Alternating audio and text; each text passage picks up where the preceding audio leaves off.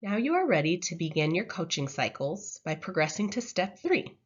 Step 3 has two options for how you use an individual coaching cycle. The first one is to use an individual coaching cycle form. The second option is creating a PDSA. What is a PDSA? A PDSA, a plan, do, study, act, can be used to develop your coaching cycle plan. The plan can range in duration from 10 days to 3 or more weeks, and it should be adjusted as needed. You create a PDSA to implement something new and/or difficult that's on your roadmap, or to implement a needed instructional focus for the teacher. It will keep you organized and help you monitor the effectiveness of coaching with a plan and data. Now you will put your professional development and actionable steps into this coaching cycle using either an individual coaching cycle form or a PDSA. You'll make sure to clearly outline each step and include the teaching, modeling, practicing, and the coach observing as the teacher implements what is needed in the coaching cycle. Here is our example based on our model teacher, where we have added the plan and the do to the PDSA. It is important to communicate this coaching plan to teachers so they will know what to expect. I like to email just the coaching plan part of the PDSA to clearly communicate to the teacher what we will be doing and ask for their feedback before we begin. One step on our action plan, and included in our coaching cycle, is to determine the criteria for success and the look-fors in the routines that the teacher is implementing. This also helps answer the question of how will we know when the teacher is successful or when the goal was accomplished? I often like to create a little table or chart and then ask for the teacher's feedback so they are aware of the criteria that we will be using for success during the coaching cycle. Here is a simple example of what one may look like.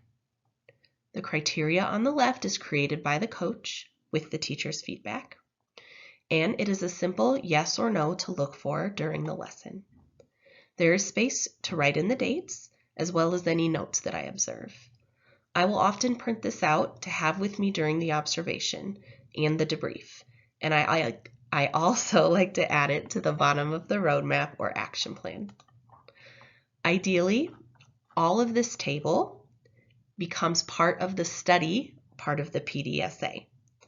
It can further define the criteria for receiving the plus, check mark, minus, or exclamation point in the study section as you take data on this coaching cycle in your PDSA. Perhaps if the teacher receives a yes on all 4, it is a plus on the PDSA. Maybe 3 yeses is a check, 2 is a minus, and so on. If that is too much, then you just choose the one most important thing as the study for data on the PDSA. You will become more comfortable with these extra steps as you complete more coaching cycles. Strive includes a checklist for you to support you when you're developing a PDSA for an individual coaching cycle. I find it especially helpful for me the first few times I create PDSAs to ensure that I am ready to go with everything I need in my PDSA as I get started with my coaching. You may choose to use coaching cycle templates for Step 3 instead of a PDSA. Here are some examples that Strive has provided. For this template, simply write the teacher's name at the top and fill out steps 1 through 5, which will take you through the pre-conference, observation, debrief, model lesson, and debrief of the model lesson. Here's another option. This option has a few more details to include, like in the instructional focus, requested coaching support, and next steps. This would be a great template to use for a coaching cycle that's aligned to the roadmap.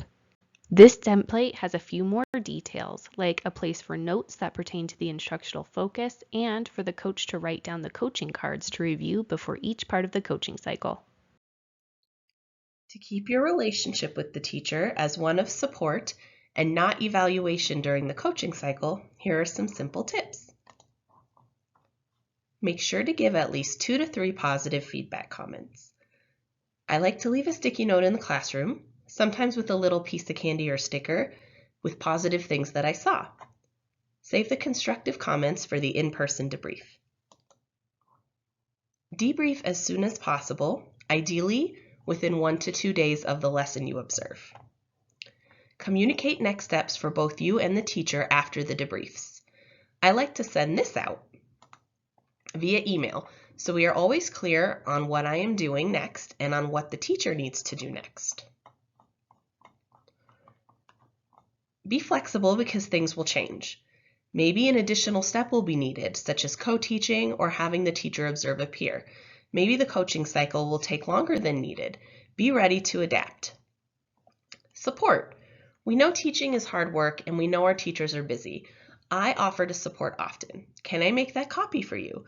Can I create that template for us based on what we discussed? Can I cover your class so you can catch this person and watch them do it? All of that supports building your rapport with the teacher as you continue your coaching cycle.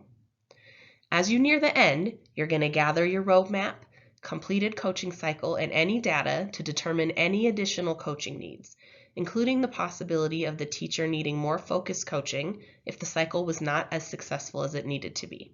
We will cover this topic more later in our PD.